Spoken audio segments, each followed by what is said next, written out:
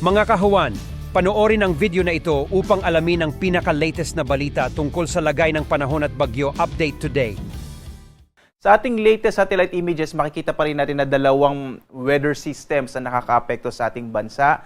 Una nga itong ITCZ or Intertropical Convergence Zone. Makikita niyo yung mga kaulapan, partikular na sa may bahagi nga ng Mindanao at nakakaapekto na hanggang sa Palawan at gayon din sa Eastern Visayas. Itong ITCZ ang inaasahan natin magdadala ng maulap na kalangitan na may mga pag-ulan, kalat-kalat na mga pag-ulan, pagkinat, pagkulog, partikular na sa malaking bahagi ng Mindanao, lalong-lalo na yung sa may eastern section ng Mindanao at sa may Zamboanga Peninsula, gayon din sa Palawan at sa Eastern Visayas. Mag-ingat po, no, dahil ilang araw na nga rin nag-uulan dito sa may bahagi ng Mindanao at posible yung mga flash floods and landslides dulot ng mga pag-ulan na ito.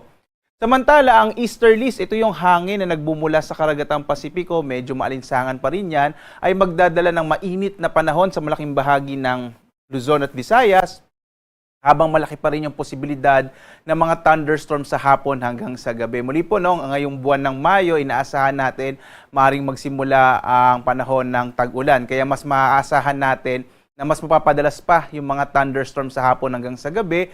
Ito yung mga pagkilat-pagkulog na tumatagal ng mga 30 minuto hanggang 1 hanggang 2 oras. At kung minsan po, nagiging severe thunderstorm ito, kaya iba yung pag-iingat din, lalo na bandang hapon hanggang sa gabi. Ang tag-ulan po sa ating bansa ay nagsisimula mga bandang katapusan ng Mayo hanggang mga unang linggo ng Hunyo.